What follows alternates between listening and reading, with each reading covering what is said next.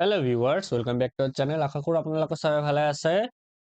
বহুত দিন মূৰত এটা ভিডিঅ' বনাবলৈ মই চেষ্টা কৰিছোঁ। আশা কৰোঁ আপোনালোকে ভিডিঅ'টো চাই ভালেই লাগিব। আজিৰ ভিডিঅ'ত আমি যে ফাৰ্ষ্ট পইণ্টটো লৈছোঁ যে তিনিটা পইণ্টৰ ওপৰত আলোচনা কৰিম। ফাৰ্ষ্ট পইণ্টটো হ'ল যে সঁচাকৈ ৪৫০০ যে নিযুক্তি ফেব্ৰুৱাৰী মাহত হ'বনে নাই, এইটো লৈ বহুতে চিন্তিত হৈ আছে যে আমাৰ ৪৫০০ যে কামবিলাক ফেব্ৰুৱাৰী মাহত হ'বনে নাই, কিয়নো বস্তুবিলাক বহুত লেহেমীয়া হৈ আছে। যেহেতু আপোনারা দেখি আছে ইউৰাইজ কোড দিয়াৰ কাৰণে ৮ দিন বা ১০ দিন মান সময় লৈছে। ইমান দিন সময় লোৱাৰ প্ৰয়োজনে নাই। তো বস্তুবিলাক যেহেতু টাইম লৈ আছে, তো বহুত ষ্টুডেণ্টে চিন্তিত হৈ আছে যে আমাৰ ভেৰিফিকেশ্যনটো ফেব্ৰুৱাৰী মাহত মানে বা জানুৱাৰী মাহৰ ভিতৰত শেষ হৈ যে ফেব্ৰুৱাৰীৰ ভিতৰত আমাৰ মেৰিট লিষ্টবিলাক প্ৰকাশ কৰিব না নাই, এইটোৰ ওপৰত আলোচনা কৰিম। তাৰপিছত আমাৰ আছে যে কোনটো ভেৰিফিকেশ্যন আগত হ'ব, যে NCC অৰ জেনাৰেল ভেৰিফিকেশ্যন। কিয়নো বহুতে মোক কুৱেশ্যন কৰি আছিল যে ছাৰ আগতে NCC বিলাক হৈ যাব নে জেনাৰেল ভেৰিফিকেশ্যনটো হ'ব। আজিৰ ভিডিঅ'ত এইটো আলোচনা কৰিম। তাৰপিছত most ইম্পৰ্টেণ্ট যে জেনাৰেল ভেৰিফিকেশ্যনৰ আৰম্ভ কেতিয়াৰ পৰা হ'ব, ঠিক আছে, আৰু কেতিয়া শেষ পাব। এই তিনিটা পইণ্ট মেইনলি বহুত ষ্টুডেণ্টবিলাকৰ মাইণ্ডত কনফিউজন ক্ৰিয়েট কৰিছে।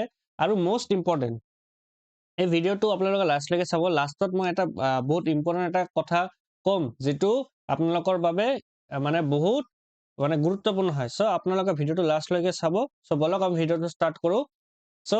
আমাৰ ফাৰ্ষ্ট পইণ্টটো কি হৈছে যে সঁচাকৈ ৪৫০০ নিযুক্তি ফেব্ৰুৱাৰী মাহত হ'ব নে নাই। ইয়াৰ আগত আমি কি কৰোঁ যে আমাৰ যিহেতু ৰেছপেক্টেড CM ছাৰ কেইদিন আগত লাইভ আহি এই গোটেইবিলাক বস্তু পইণ্টবিলাক দিছে, তো মই অলপ ডিছক্ৰাইব কৰি দিওঁ, তেতিয়া মই বস্তুটো আলোচনা কৰিম। ফাৰ্ষ্ট আমাৰ আছে যে DSC আৰু DME নিযুক্তি ২২ ডিচেম্বৰ ২০২৫ তাৰিখে বিতৰণ কৰা হ'ব।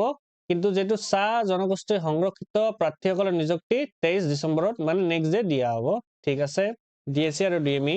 তাৰপিছত আমাৰ আছে যে ADRE 2.0 নিযুক্তি সম্ভৱতঃ ১০ৰ পৰা ১৫ জানুৱাৰীৰ ভিতৰত দিয়া হ'ব ২০২৬, ঠিক আছে।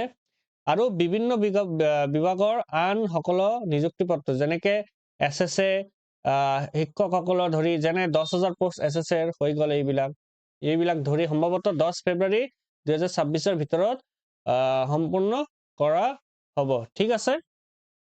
এতিয়া কথাটো হ'ল যে ইয়াতে লিখাটো আপোনালোকে চাব, বিভিন্ন বিভাগৰ আন সকলো নিযুক্তি পত্ৰ। যেহেতু আমাৰ গোটেইবিলাক এপইণ্টমেণ্ট হৈ গ'ল, খালি বাকী থাকিব কি SSA আৰু ৪৫০০। এতিয়া মানে সকলোৰে মাইণ্ডত কনফিউজন ক্ৰিয়েট কৰিছে যে বিভিন্ন বিভাগৰ আন নিযুক্তি পত্ৰ মানে কি আমাৰ ৪৫০০। মই এটা নিজৰ আইডিয়া বা অভিজ্ঞতা হিচাপে ক'ব পাৰোঁ যে ৪৫০০ কথা ইয়াতে কৈছে, ঠিক আছে।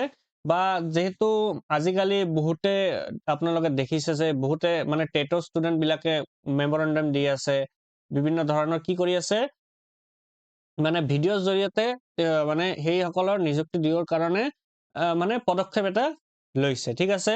যদি গভৰ্ণমেণ্টে টেটৰ কাৰণে যদি আৰু নিযুক্তি কিবা ওলায় এই ডিচেম্বৰ বা জানুৱাৰীৰ ভিতৰত, তেতিয়াহ'লে এই নিযুক্তি পত্ৰটো লগত ৪৫০০ লগত এই যিটো নিউকে ওলাব এইটো মানে এড হ'ব পাৰে, মোৰ আইডিয়া। কিন্তু এইটো চিয়ৰিটি নাই, যিহেতু এটা নিযুক্তি চলি আছে তাৰপিছত ফটাককে এটা নিযুক্তি দি দিয়া ইমান মানে কোৱান্টিটি হিচাপে বহুতে কৈ আছে স্যাৰ ১০,০০০ ১৫,০০০ মান পোষ্ট দিলে মানে আমাৰ নিযুক্তিটো ভাল হ'ব। কিন্তু এতিয়া ইমান ষ্টুডেণ্টৰ নিযুক্তিটো ফটাককে গভৰ্ণমেণ্ট দিব পাৰিব নে নাই, কিয়নো ইলেকশ্যনৰ এটা কথা আছে। আৰু ৪৫০০ যেহেতু ভেৰিফিকেশ্যনটো চলি আছে, তাৰ কাৰণে গভৰ্ণমেণ্টে এইটো পদক্ষেপ ল'ব নে নাই এতিয়া ক'ব নোৱাৰো। কিন্তু যেহেতু আন বিভাগৰ এইটো যিটো কথাটো বিভিন্ন বিভাগৰ আন সকলো নিযুক্তি পত্ৰ মানে ৪৫০০ কথাটো ইয়াতে কোৱা হৈছে যে ইয়াতে সম্ভৱতঃ আমাৰ ১০ ফেব্ৰুৱাৰীৰ ভিতৰতে নিযুক্তি পত্ৰটো দিয়াৰ সম্ভাৱনা আছে। কিন্তু কথাটো হ'ল যে আমাৰ কামবিলাক যেহেতু বহুত লেহেমীয়া চলি আছে, মই আজিৰ ডেটত যেহেতু PWD ভেৰিফিকেশ্যনটো চেছ পাব, এতিয়া কথাটো হ'ল যে আমাৰ নেক্সট আমি পইণ্ট পঢ়িলোঁ, তেতিয়া আপোনালোকে বুজিব পাৰিব যে কোনটো ভেৰিফিকেশ্যন আগতে হ'ব, NCC অৰ জেনাৰেল ভেৰিফিকেশ্যন। PWD যেহেতু আজি চেছ পাব, ইয়াৰ পিছত যদি গভৰ্ণমেণ্টে বিচাৰে বা DWE বিচাৰে ২ দিনৰ ভিতৰতে NCC ভেৰিফিকেশ্যন একদিনতে মানে কমপ্লিট কৰি দেন আমাৰ ২২ৰ পৰা ২৫ তাৰিখৰ ভিতৰত আমাৰ জেনাৰেল যিটো ভেৰিফিকেশ্যন আছে, জেনাৰেল ভেৰিফিকেশ্যন মানে হৈছে যিটো সকলে ভাবি পাৰে খালি কি আছে জেনাৰেল ষ্টুডেন্ট বিলাকৰ কাৰণে নহয় জেনাৰেল ভেৰিফিকেশ্যন মানে হৈছে OBC MOBC SC ST T tribe আৰু যিবিলাক জেনাৰেল ষ্টুডেন্ট আছে এইবিলাকৰ ভেৰিফিকেশ্যন হ'ব সো মই এটা এজিউম কৰিছো যে 22 পৰা 25 তাৰিখৰ ভিতৰত যদি DW অলপ প্ৰেছাৰ লয় বস্তুটো তেতিয়াহলে আমাৰ ভেৰিফিকেশ্যনটো ষ্টাৰ্ট হৈ যাব আৰু জানুৱাৰী 10 পৰা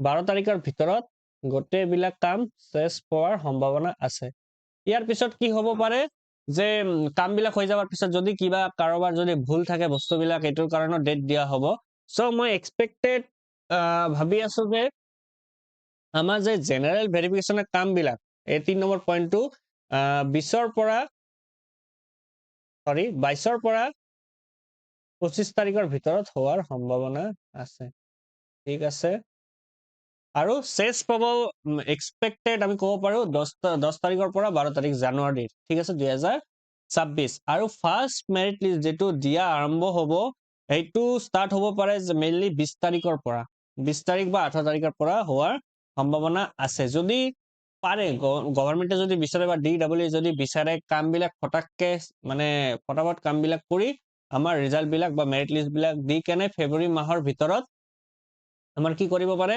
এপইন্টমেন্টটো দিব পাৰে সো এতিয়া আমাৰ লাষ্ট পইণ্ট হল পইণ্টটো মই লিখা নাই সো লাষ্ট পইণ্টটো হল যে আমাৰ যদি গভৰ্ণমেণ্টে এনেকা লেহেমীয়া গতিত কামবিলাক কৰি থাকে তেতিয়া আপোনালোকে কি কৰিব যদি গভৰ্ণমেণ্টে লেহেমীয়া গতিত আপোনালোকে দেখি আছে যদি ডিসেম্বৰটো পুৰা পাৰ হৈ গল তেতিয়া আপোনালোকে কি কৰিব যেহেতু আমি বস্তুবিলাক পাহৰিও গৈছো বহুত আমি দেখিছো যে আজিকালি 4000-500 বিষয়ত কথাই পতা নাই বহুতে যেহেতু কামবিলাক চলি আছে এনেকা নহয় কামবিলাক আপোনালোকে দেখিছে বহুত লেহেমীয়া গতিত চলি আছে সো আপোনালোকে কি কৰিব এডুকেশ্যন মিনিষ্টাৰ স্যাৰ বা আমাৰ যে CM স্যাৰৰ লগত আপোনালোকে লগ কৰি মেমৰেণ্ডাম দিব পাৰে বা বিভিন্ন ভিডিওৰ জৰিয়তে আপোনালোকে কিছে এডুকেশ্যন মিনিষ্টাৰ বা আমাৰ যেটো CM স্যাৰৰ লগত কিছে কথা পাতিব পাৰে টেক্সট কৰিব পাৰে টুইটাৰত হিয়তে বা ফেসবুকত যেতিয়া লাইভ আহে তেতিয়া আপোনালোকে তলত এইবিলাক কমেন্ট কৰি দিব পাৰে যে স্যাৰ 4500 কামবিলাক অলপ ফটাককে কৰিলে আমাৰ ভাল হয় যেটো